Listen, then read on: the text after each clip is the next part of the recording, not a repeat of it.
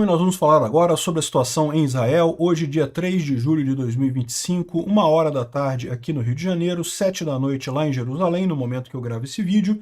E a grande notícia do dia é que temos um outro plano de paz que está sendo negociado entre Estados Unidos, Israel e o Hamas, e o Catar e o Egito. A turma toda ali está conversando, esperando chegar em um resultado para a faixa de Gaza, né? Enquanto isso, Israel continua fazendo as operações aqui na faixa de Gaza, continua avançando o controle aqui sobre várias coisas e fazendo operações contra bunkers e túneis e outras estruturas do Hamas por aqui, né? Vamos entender, a gente tem agora os detalhes desse plano de paz, vamos ver qual que é o plano de paz exatamente, o que está sendo previsto nisso daí. Bom, a gente tem algumas informações sobre o Irã que eu não gostei não, tá? Parece que os Estados Unidos voltou a negociar um acordo nuclear com o Irã, mas que o ataque feito pelos americanos teria atrasado o programa nuclear iraniano 2 anos. Eu acho muito pouco, se foi só isso mesmo, então é sinal de que realmente falhou o ataque lá em Fordow. Não foi destruída Fordow, então. Eu, sinceramente, não sei, não temos mais detalhes sobre isso, né? Mas vamos ver o que vai ter aqui de acordo nessa história aqui. Tá muito estranho isso. Por outro lado, Israel está em contato com um monte de dissidentes no Irã. Israel, inclusive, falou que está surpreso com a quantidade de pessoas, de iranianos do governo que entraram em contato com Israel para tentar negociar alguma coisa. Ou seja, existe a possibilidade de mudança de regime no Irã no final das contas, né? Bom, vamos falar também sobre alguns episódios muito tristes que aconteceram aqui no Inteligência Limitada, aqui no podcast lá do Vilela. Coisas realmente absurdas. Bom, vamos falar sobre esses e outros assuntos em detalhes. Essas notícias foram sugeridas por Sindicato dos Youtubers Libertários, Pituruco de Neném e várias outras pessoas. Obrigado aí ao pessoal que sugeriu notícias lá no nosso site, no wrevolving.com. E obrigado a você que está assistindo o nosso vídeo. Se você gosta do nosso conteúdo, por favor, deixe o seu like, se inscreva aqui no canal, né? Pois bem, como a gente estava falando, continuam as operações israelenses aqui na faixa de Gaza, um monte de operações sendo feitas aqui, teve mais locais que Israel pediu para o pessoal sair, né, sair da parte norte de Gaza aqui por operações nessa região, teve um monte de gente aqui eliminada do Hamas, enfim, continua as operações israelenses por aqui. O que chamou a atenção foi o acordo de cessar-fogo que está sendo proposto. Vocês lembram, a gente falou ontem que os Estados Unidos propôs um acordo, Israel aceitou, o Hamas não aceitou. Aí voltaram para a mesa de negociação. Então tem agora um outro acordo que está sendo negociado, que é o seguinte: uma proposta de cessar-fogo de 60 dias, que seria para negociar a solução final da guerra, né? Nesse período, o Hamas liberaria 10 reféns vivos israelenses e 18 corpos em 5 etapas ao longo desses 60 dias, né? Lembrando que tem pouco mais de 40 reféns no total, entre vivos e corpos. Então, a gente está falando de liberar aqui 30 de 40 quase, né? O 28 de 40 corpos que tem. Ainda ficariam 12 pessoas, a gente não sabe se são corpos ou se estão pessoas vivas, né? Em retorno, Israel liberaria um número não especificado de prisioneiros palestinos. O Hamas concordou em não ter a entrega não ser filmada, aqueles shows que o Hamas fazia na entrega dos reféns, que fazia um showzinho e coisa e tal, isso acabou, não teria isso. O plano incluiria o aumento de ajuda humanitária e a distribuída pelas Nações Unidas de novo. Ou seja, Israel pararia mais uma vez de dar ajuda humanitária e voltaria a ajuda humanitária para o Hamas, né? O ponto de discordância é que o Netanyahu mantém que o Hamas deve ser derrotado, deve sair de Gaza completamente. O Hamas está demandando que esse cessar-fogo seja definitivo, não tenha mais guerra, né? E essa condição Israel não aceita, esse é o problema. Ainda tem cerca de 50, aqui está falando 50, na minha conta eram uns 40, porque eram 54 há algum tempo, mas já encontraram alguns corpos. Enfim, um número entre 40 e 50 reféns ainda estão lá, 20 vivos e 30 corpos ainda estão na faixa de Gaza, né? Bom, isso daqui teve mais detalhe aqui, ó. Segundo o Al-Gad, que estava detalhando esse acordo, seriam 60 dias, né, para libertar 10 reféns vivos e 18 corpos. No primeiro dia, 8 reféns seriam libertados e Israel sairia do norte da faixa de Gaza. No dia 7 corpos seriam libertados, então, ou seja, 8 reféns aqui seriam 8 reféns vivos, tá? 5 corpos seriam retornados e a saída parcial do sul de Gaza. No dia 30, mais 5 corpos seriam libertados. No dia 50, 2 reféns seriam libertados.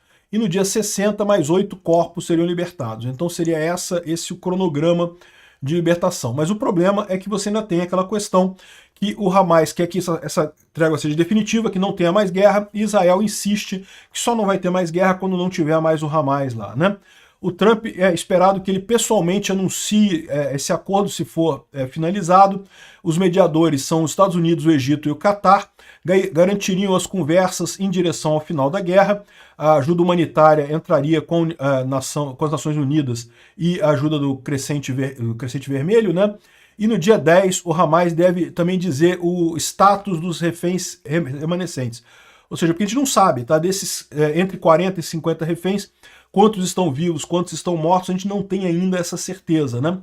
E Israel também providenciaria a informação sobre os palestinos detidos, e não poderia ter nenhuma celebração pública na liberação dos reféns, né? Bom, um oficial sênior israelense disse que o Hamas vai tentar renegociar algumas chaves desse acordo dos reféns, né? O Witkoff, a proposta original do Witkoff pedia que Israel libertasse 125 assassinos palestinos e 1.111 gazanos que foram presos depois do dia 7 de outubro em troca dos 10 reféns vivos, né? Mas o Catar atualizou a proposta e não deixou nenhum número, então não se sabe qual o número de palestinos que seriam libertados no final das contas. Quando pressionado, o Catar disse que seria mais ou menos a mesma coisa, mas ninguém está certo ainda, né? Se o Hamas concordar, nós entraremos em conversas mais detalhadas sobre esses pontos, né? O problema é que ainda tem aquele ponto que eu mencionei, que é um ponto de discordância. O Hamas quer o fim da guerra, Israel não vai aceitar o fim da guerra. Como é que vai resolver isso? Eu não sei, né? Bom, outra coisa que está acontecendo lá na faixa de Gaza, parece que teve uma reclamação de que os Houthis assassinaram o Sheikh Saleh Hantous, que é um cara de Gaza, que é um gazano, né, e foi assassinado pelos Houthis, ou seja, estão brigando os Houthis com o Hamas de Gaza, né? Quem diria? Esse pessoal todo mundo pilantra, e agora que o Irã está com pouco poder, né, papai não tem mais dinheiro para tranquilizar todo mundo, começaram a brigar um com o outro, né? Houve mais uma denúncia de ataques contra os gazanos que estavam procurando comida lá no centro da GHF, né, a Gaza Humanitarian Foundation, né, aquela empresa americana que distribui alimentos lá por Israel. Está aqui a fila do pessoal pegando alimento lá em Gaza, e estavam dizendo que teria mais um tiroteio. Vocês sabem que esses tiroteios são causados pelo próprio Hamas, né? Mas a GHF, ela disse que não, que a GHF lançou imediatamente uma investigação quando a Associated Press trouxe atenção a essas alegações e procurou saber o que estava acontecendo, se algum civil tinha sido ferido, mas aparentemente não teve nada, não aconteceu nada lá em Gaza, né? Bom, o exército israelense também fez um ataque no sul do Líbano visando atingir o chefe da Quds Force. Na verdade, uma pessoa que estava trabalhando com a Quds Force do Irã para contrabandear armas e planejar ataques contra civis israelenses, né? Esse caso aqui, o cara foi atingido. Infelizmente, eu não sei porque o meu Twitter tá dando pau hoje, tá dando problema. Não tá funcionando os vídeos aqui. Eu não sei o que houve, mas aqui teria o vídeo desse ataque. Foi um ataque direcionado, aquele ataque que atinge só o carro e mata o cara, né? Bom, falando sobre o Irã, algumas notícias preocupantes aqui, tá? Vai haver um encontro na próxima semana em Oslo, na Noruega, entre o Witkoff e o cara do Irã lá, o embaixador do Irã, em que eles vão negociar assuntos nucleares, vão ter conversas nucleares lá no Irã, né? O Departamento de Estado americano, a Tammy Bruce, que é a porta-voz do Departamento de Estado americano, diz que está se preparando potencialmente para um ataque terrorista iraniano no 4 de julho lá nos Estados Unidos. 4 de julho, vocês sabem, amanhã, é o aniversário da independência americana, né, o dia da independência americana, e eles estão preocupados com possibilidade de ataques terroristas iranianos nos Estados Unidos, né? Olha só, o Pentágono fez um comunicado dizendo que o programa nuclear do Irã retornou 1 a 2 anos depois dos ataques americanos. Se é só isso, meu amigo, então não foi obliterado como o Trump estava falando, né? Se tivesse sido obliterado, seria muito mais do que 1 a 2 anos a volta aí do programa nuclear iraniano. Eu estou achando muito estranho isso daqui. Espero que tenha havido mais alguma confusão nessa história aí. Sinceramente, não sei. Vamos aguardar para ver o resultado final. Agora, uma coisa positiva, o Mossad disse que ele fez um chamamento para pessoas no Irã que quisessem colaborar com o Mossad para fazer uma troca de regime. e ele esperava que nós tivéssemos contatos, mas não com esse nível, né? Centenas de soldados ativos da Guarda Revolucionária Islâmica do Irã e oficiais que já estão de saco cheio com o regime, estão nos procurando e nós vamos contactar todos vocês, por favor, sejam pacientes e coisa e tal. O pessoal está fazendo um contato muito grande com o pessoal da Guarda Revolucionária Islâmica do Irã, que está de saco cheio do Ayatollah Khamenei fazendo merda por lá, né? Outra mensagem do Mossad para os iranianos. Caros cidadãos iranianos, vocês sabem que nós queremos fazer de tudo para que faremos tudo que está em nosso poder para que vocês não sejam feridos. Nossa guerra é contra o regime opressivo da República Islâmica. Nós gostaríamos de providenciar algumas linhas para você se manter seguro. Por favor, fique longe de pessoal da Guarda Revolucionária Islâmica do Irã, especialmente oficiais sêniores. Fique longe de bases da Guarda Revolucionária Islâmica do Irã, especialmente se você ouvir um som como aparador de grama, né? Uma máquina de aparar grama, né? Ou seja, ele está falando do barulhinho de mobilete que eu falo para vocês, é o barulhinho de drone, né? Fique longe de veículos que são de propriedade de pessoas da Guarda Revolucionária Islâmica do Irã, né? Se alguém perto de você recebe uma chamada urgente no seu telefone da Guarda Revolucionária Islâmica do Irã, por favor, fique longe dessa pessoa. Ih, caramba! O pessoal do Mossad está planejando coisa, né? Fiquem alertas, os líderes estão se escondendo nos túneis e protegendo eles mesmos e botando vocês em perigo, né? Siga essas instruções para continuarem, para salvar vidas. Ou seja, parece que Israel continua fazendo ações lá no Irã, tá? Vai continuar, não vai ter mais o ataque aberto como estavam fazendo, mas continuam fazendo operações por lá. O Instituto para Estudo da Guerra fala aqui sobre as negociações entre o Irã e Estados Unidos e coisa e tal, mas nenhuma novidade em relação ao que a gente falou, né? Bom, a gente tem alguns assuntos chatos para tratar aqui. Um assunto chato é, mais uma vez, a resposta do Lula para a revista The Economist. A Hasbara Brasil fez uma resposta para ele aqui, dizendo o absurdo que é a resposta do Lula, deixando claro o alinhamento do Lula com regimes autoritários, né? É aquilo que eu falei, quando eu falei sobre essa resposta do Lula. É um absurdo essa resposta do Lula, porque ele até falou da Ucrânia com a Rússia, mas era uma hipocrisia, porque o Lula sempre ficou do lado da Rússia, nunca do lado da Ucrânia, e não mencionou nada em relação a Hamas e Israel, né? Então é um absurdo o Lula condenar Israel quando ataca o Irã, mas não falar nada quando o Irã, através do Hamas, atacou Israel, né? Então, ou seja, o Itamaraty redigiu uma carta ufanista, desconectada da realidade e diplomática apenas na aparência. Na prática, a carta endossa o ponto por ponto a crítica da revista. E é verdade, no final das contas, você lê aquela carta ali, está reforçando o que a revista disse realmente, no final das contas, né? Bom, um outro caso assustador foi essa reportagem aqui. O Vilela, do Inteligência Limitada, vocês sabem, é um podcast muito conhecido aqui no Brasil. Eu já fui entrevistado lá várias vezes. E eles chamaram essa moça aqui, que eu confesso que eu não sei quem é essa moça aqui, mas é aparentemente uma ativista palestina.